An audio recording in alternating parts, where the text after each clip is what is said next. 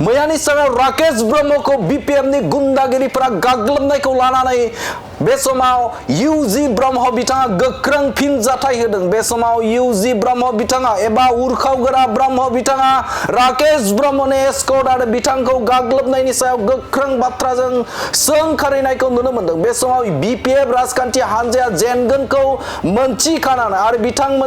बिथांमोननि जे बिजाथि बे बिजाथिया बे समाव जेनगोनखौ हमदांखानानै बे समाव बिथांमोना फ्रास्ट्रेट जादों एबा बीपीएफ राजखान्थि हान्जाया बोदोर बावलि जादों आरो जायनि थाखायनो बे समाव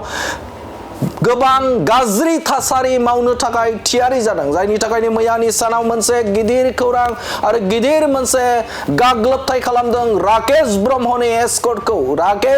एस्कर्टखौ बे समाव बा गारिखौ बे समाव अन्थाइ खुबैनानै गाग्लोबदों। थारैनो बे समाव बिटिआर हालामाव जाय बिटिआर हालामाव गोजोन आरो शान्तिखौ नोजोर बोनानै थांनाय सोरखारा एबा इउ पिपल राजखान्थि हान्जाया बिटिआर ओनसोलाव लाबोदों आरो बेखौनो बे समाव अरायथा खालामनो थाखाय इउ पिपल राजखान्थि हान्जाया नाजाबाय थादों आरो बे नाजाबाय थानाय समावनो बिसायख'थिनि खाबु लानानै बे समाव बीपीएफ राजखान्थि हान्जानि दुथांफोरा राकेश ब्रह्मनि गारिखौ गाग्लोबदों एबा एस्कर्टनि गारिखौ बे समाव अन्थाइ खुबैनानै गाग्लोबदों आरो बे जाथायनि सायाव बिथां यूजी ब्रह्म एबा उरखावगोरा ब्रह्मआ गोख्रों बाथ्राजों सोंखारिदों बिथाङा जे बेफोरबायदि गाज्रि थासारि एबा दुंहाव थासारि खालामनो नागिरनाया जोबोदनो मोनसे सोंखारि जाथाव। बिथांमोना मोनसे गावसोरनि जेनगोनखौ मोनथिदों आरो जेनगोनखौ मिन्थिनानै बिथांमोना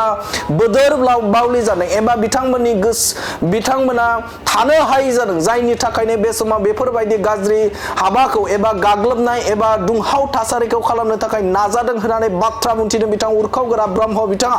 आरो उरखावगोरा ब्रह्म बिथाङा बुंथिदों जे बेफोरबायदि बा बिसोरनि गाग्लोबनाय आरो बिथांमोननि जे बेफोरबायदि दुंहाव थासारि खालामनो नागिरनायखौ इउ पिपल राजखान्थि हान्जाया जेबो बिथांमोनजों बा बिथांमोनखौ गाग्लोबफिना लासिनो मोनसे गोजोन आरो शान्तिखौ नोजोर बोनानै गासैखौबो ज' थानो थाखाय एबा बे समाव जेबो बिथांमोनखौ जे फिननाय एबा गाग्लोबफिना लासिनो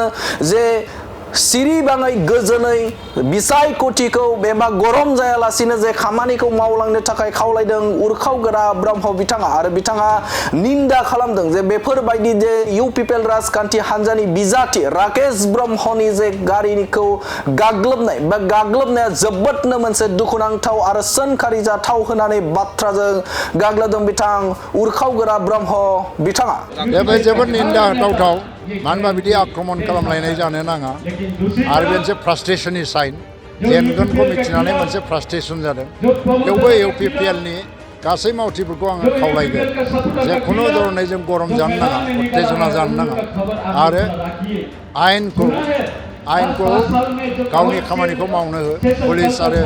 डिस्ट्रिक्ट जिल्ला एडमिनिस्ट्रेसना बिनि सायाव बेबस्था लागोन आं बेखौबो नारसिनो।